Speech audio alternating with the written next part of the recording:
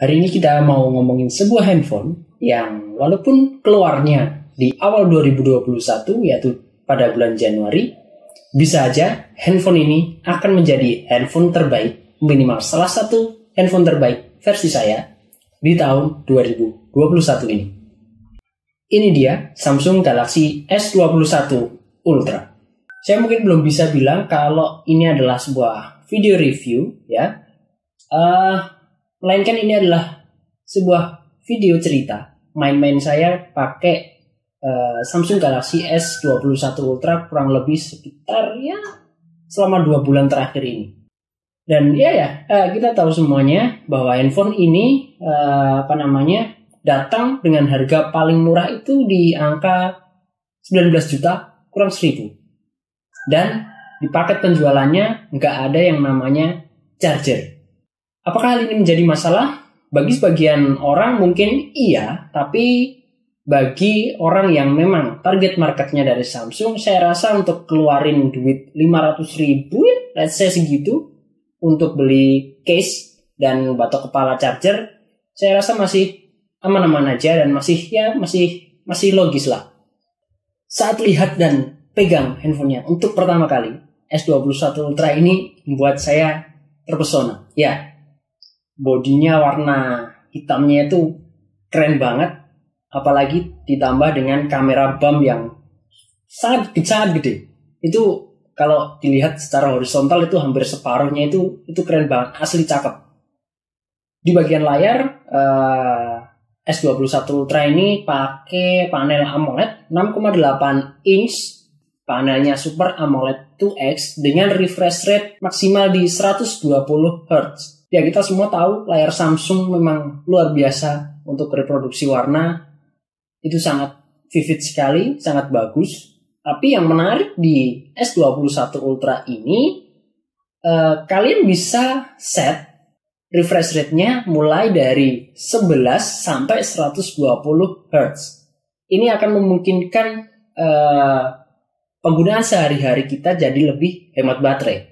Untuk refresh rate 120 Hz, yang mana kita tahu di tahun lalu, itu di S20 Ultra aja, dia hanya bisa di Full HD. Sedangkan di S21 Ultra ini, 120 Hz-nya udah bisa sampai di resolusi 3200 x 1440. Yang mana, ini berkat Exynos 2100-nya. Ngomongin chipset, Exynos 2100 yang dipakai di S21 Ultra ini emang punya performa yang jauh lebih menyenangkan, jauh lebih fun untuk dipakai sehari-hari dibanding dengan Exynos 990 di generasi sebelumnya. Gak cuma masalah core-nya aja yang jauh lebih kenceng dan jauh lebih menyenangkan untuk dipakai sehari-hari, di Exynos 2100 ini efisiensi dayanya juga menjadi lebih baik, lebih efisien.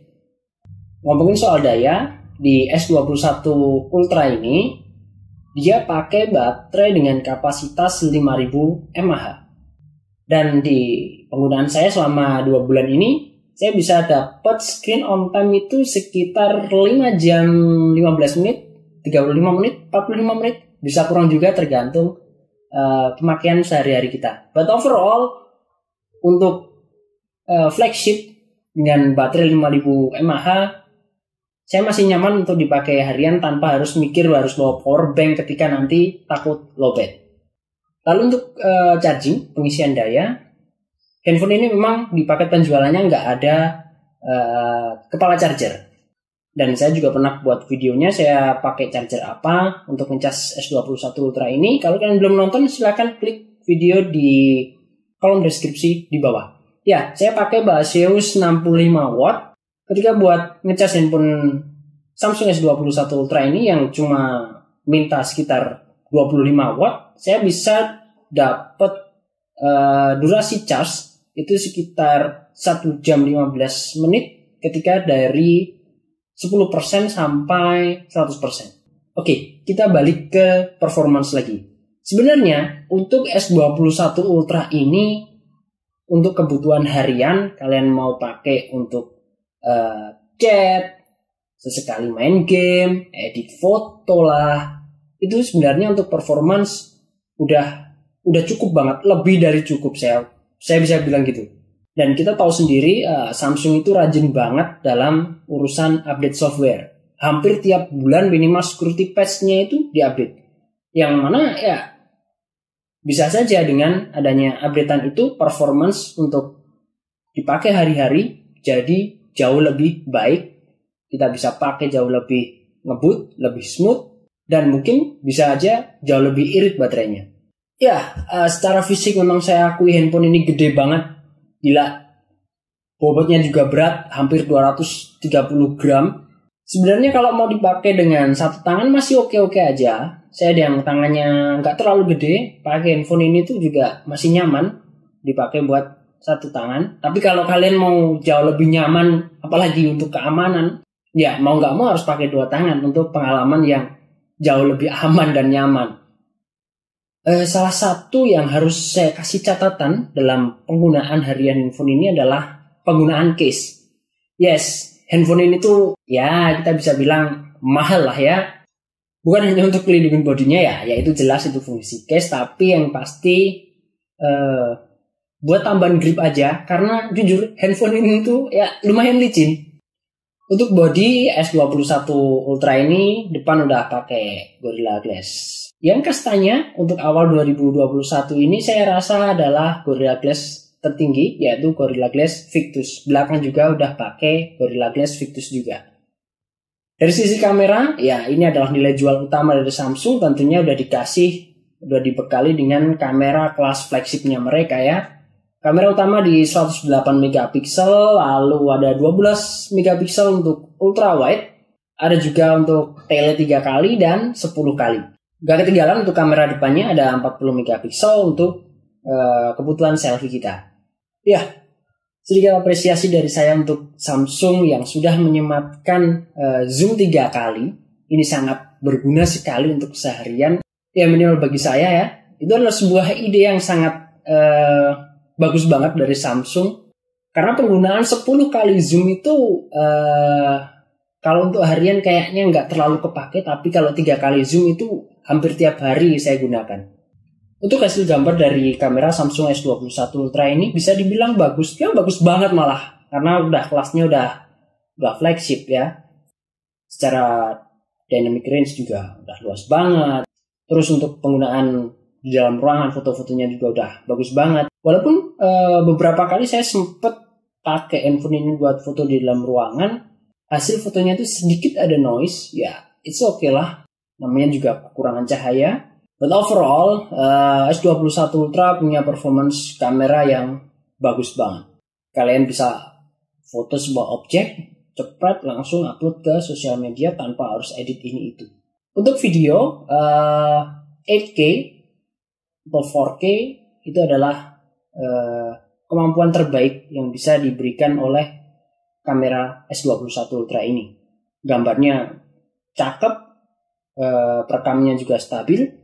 Tapi yang paling menyenangkan buat saya selama penggunaan 2 bulan ini adalah mode Pro videonya. Kalian bisa atur sesuai apa yang ingin kalian lakukan. Kalian bisa setting ISO, kalian bisa setting white balance, terus kalian bisa atur shutter speed, dan bahkan untuk fokusnya juga bisa mau manual fokus ataupun autofocus. Dan yang paling menyenangkan bagi saya adalah ketika kita merekam itu adalah kita bisa switch, kita mau pakai audio yang diambil dari mikrofon bagian belakang atau depan atau bahkan omnidirectional. Jadi suaranya itu sekeliling kita bisa didengar. Dan ada juga opsi untuk Bluetooth microphone. Jadi kita pakai Bluetooth microphone, kita syuting video atau take video dengan objek orang misal itu dengan jarak jauh, audionya tetap masih bisa masuk dengan bagus. Ya oke, dari tadi nggak kerasa kita ngomongin bagusnya terus dari S21 Ultra ini. Sekarang kita masuk ke bagian yang nggak menyenangkan. Minimal bagi saya ketika pakai handphone ini selama 2 bulan. Nah oke, yang pertama yang nggak ngenakin banget ketika pakai S21 Ultra ini bagi saya adalah kamera bump. Ini luar biasa gede. Jadi kalau kalian taruh di meja itu nggak bisa rata. Yang sangat saya takutkan adalah baret di bagian kameranya. Minimal kamera BAM-nya yang baret. Mau nggak mau ya harus kasih proteksi, harus kasih pelindung. Dan setelah saya kasih pelindung, memang benar terjadi apa yang saya khawatirkan, terlihat adanya baret-baret di sekujur kamera BAM-nya. Bahkan di kamera ultrawide-nya pun ada sedikit baret yang lumayan terlihat. Yang kedua, pada saat awal beli, pada saat awal-awal pemakaian handphone ini sebelum adanya update software dari Samsung, itu untuk penggunaan kamera ini sangat-sangat menyebalkan karena hasilnya itu nggak konsisten. Kadang kita bisa dapat gambar yang bagus, tapi kadang juga kita bisa dapat gambar yang detailnya kurang lah, terus fokusnya miss.